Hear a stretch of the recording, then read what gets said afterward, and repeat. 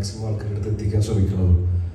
പിന്നെ നമുക്ക് എല്ലാ പടവും വർക്കാവണം എന്നുള്ള പ്രതീക്ഷയാണ്. കാരണം നമ്മുടെ സ്വന്തം സൗഭിക്കയുടെ ബേസിലായിട്ട് എല്ലാവരും പടവും നാളെ ഇറങ്ങുന്നത്. അപ്പോൾ നമുക്ക് ആ ഒരു ചിന്തയിൽ നമുക്ക് സംസാരിക്കാൻ പറ്റില്ല. പക്ഷെ എന്നാലും മാക്സിമം നമ്മളുടെ പടം പ്രൊമോട്ട് ചെയ്യുക, അതിൻ്റെ ഓഡിയൻസിൻ്റെ അടുത്തേക്ക് എത്തിക്കാൻ ശ്രമിക്കുക എന്നുള്ള പരിപാടിയാണ് നോക്കുന്നത്. അപ്പോൾ ബാലചേട്ടൻ പറഞ്ഞ പോലെ അധികം തിയേറ്റേഴ്സിൽ എത്തിപ്പെടാൻ പറ്റിയില്ലെങ്കിലും പാലക്കാട് അടുത്തുള്ള നമ്മൾക്ക് അന്ന് നെക്സ്റ്റ് ഡേ ആണ്, ഫസ്റ്റ് ഡേ തന്നെയാണ് സെക്കൻഡ് ഡേ രാഗത്തിലൊക്കെ പോയപ്പോൾ നല്ല റെസ്പോൺസാണ്. തൃശ്ശൂരുകാർക്ക് ഇഷ്ടമായി, നല്ല സന്തോഷം ഉണ്ടായിരുന്നു ഭയങ്കരമായിട്ട്. അപ്പം അതിപ്പോൾ ആൾക്കാർ പടം കണ്ടാലേ നമുക്ക് അവരുടെ അടുത്ത് റിവ്യൂ ചോദിക്കാൻ അല്ലെങ്കിൽ നമുക്ക് അറിയാനും പറ്റുള്ളൂ. അപ്പോൾ ആ പടം കാണിക്കുക എന്നുള്ളൊരു പരിപാടിയിലാണ് ഞങ്ങളിപ്പോൾ മാക്സിമം ട്രൈ ചെയ്തുകൊണ്ടിരിക്കുന്നത്. അപ്പോൾ ജസ്റ്റ് പടം കണ്ട് നോക്കിയിട്ട് നിങ്ങൾ അഭിപ്രായം പറഞ്ഞിട്ട് പറയാൻ പറ്റുള്ളൂ.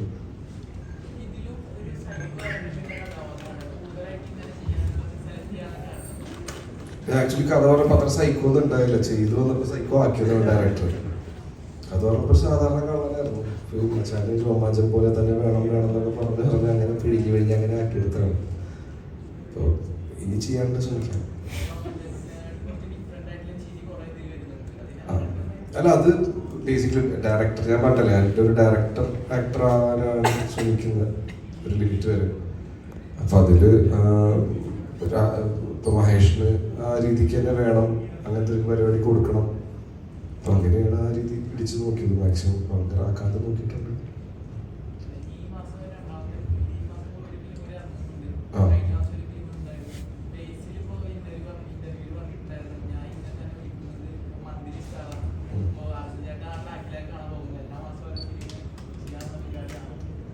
എല്ലാ മാസവും ഒരു പടം ചെയ്യാൻ പറ്റില്ലല്ലോ. ഒരു പടം ചെയ്യണമെങ്കിൽ 35 ദിവസം 40 ദിവസം എടുക്കുമല്ലോ. ഇത് പുണ്യാളം ചെയ്തത് 1 വർഷം മുമ്പാണ്.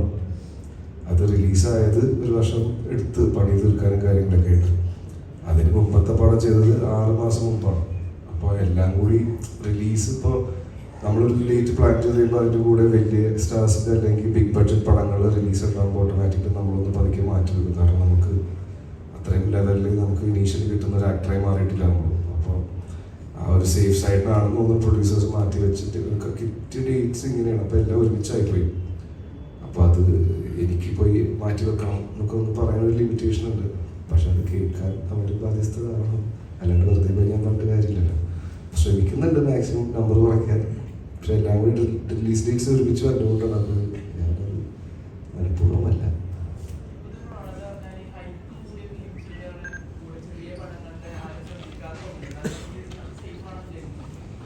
മനസ്സിലായില്ല.